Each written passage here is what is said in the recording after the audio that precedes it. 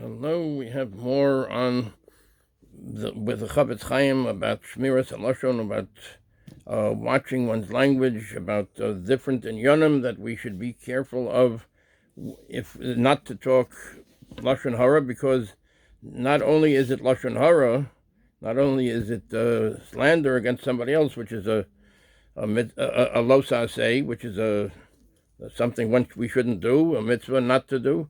It can be other inyonim also, other aspects of things too. And let's take a look at which other inyonim. It can be Chillul HaShem, not to profane Hashem's name. And let's take a look. Let's see what else we have here. Let's take a look at inside.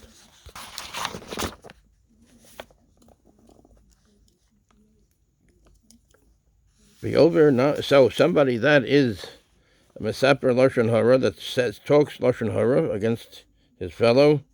V'over hamesaper v'hamekabel b'lavdi lo sichalalu es shem kochi, and he's also transgressing on the lav, the negative commandment of the lo sichalalu es shem kochi, that one should not profane Hashem's name. A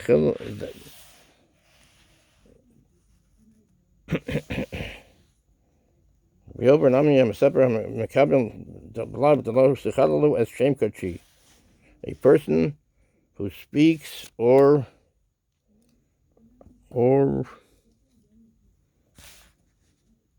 accepts Lashon hara also transgresses the prohibition, do not desecrate my holy name, Hashem's holy name, Vayikra 22:32, because he presumably commits this sin not out of ordinary physical desire, but because of a blatant disregard for the Torah's commandments and the honor of heaven.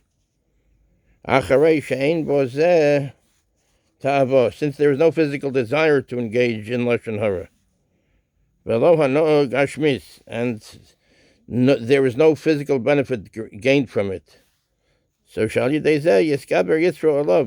emerges that the ordinary means through which the Yetzer hara generally prevails over a person and causes him to sin. Physical desires do not apply to the sin. In other words, he's only doing it because he disregards the mitzvos of the Torah. Achrei she'ein bozeh tava, there's no taiva there, no physical desire, v'lo hanoah gashmis, and no physical benefit out of it. Shal yidei zeh yiskaber yitro olav, that through this way, the Yetzer hara, the evil inclination, overcomes him. Oh, because that is usually when the Yetzer hara overcomes somebody through a tava, through one has a desire to do something, or one gets physical benefit out of it. So that's why it's not really called being mechalal. It's not called this. This is like just the other way. The person has a reason why, because he has a tava, he has a benefit out of it physically or whatever, or a desire to do it. But over here, he gets no real physical benefit out of it. Al kain nechshav ha'avon hazeh kemered the prikas ol malchus shemayim v'alma.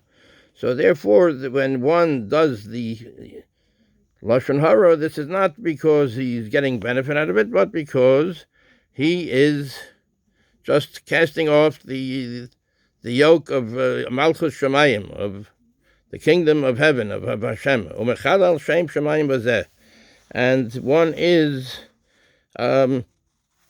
profaning the name of heaven because of this. Malchus shemayim v'alma. So al kain nechshav ha'avon hazeh kemered the prikas ol malchus shemayim v'alma. Having no physical urge to engage in Lashon hara, one who engages in this sin is therefore viewed as though he is committing a blatant act of rebellion against Hashem, and as though he is casting off the yoke of heaven. Thus a person Thus a person desecrates Hashem's name with this, engaging in Lashon hara. Zedi barno afilu bistam ish Yisrael. So this is important. Zedi barno afilu bistam ish Yisrael. This Chillul HaShem applies even regarding a person who is an average Jew. If specifically, if the person is a very important person, he's very well regarded. And specifically, if he is especially, this is especially applicable if the speaker is a distinguished person. Shakol mistaklim al ma'asav. Everybody looks to what he does. So it is especially if the speaker is a distinguished person, Shakol mistaklin al ma'asav, whose actions are examined by all, and then he says Lashon hara. So then they think, oh, this distinguished person is saying the Lashon hara. It's okay, God forbid to say it. And certainly even more so if this was avera was done barabim in public, that this is the sin is very grievous, it's very big. It's called being mechalal shem shemayim, profaning the name of heaven in barabim, in public.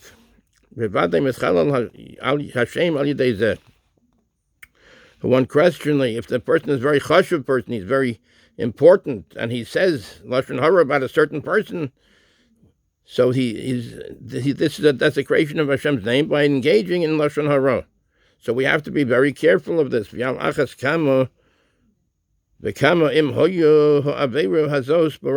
how much more so is this the case if this transgression was committed publicly? For the sin is certainly so much more severe. Is that the person is deemed to be one who desecrates Hashem's name publicly. So we have to be very careful about all of these inyanim, all of these various things. These inyanim, these aspects, these topics of Lashon hara. This is the Chofetz Chaim, Hilchos Lashon hara. The Chofetz Chaim, the laws of Lashon hara. We'll see the cover in a few minutes. V'lefa'amim over ha'mesaper gam kein belav delo sisno esochicha b'levavecha.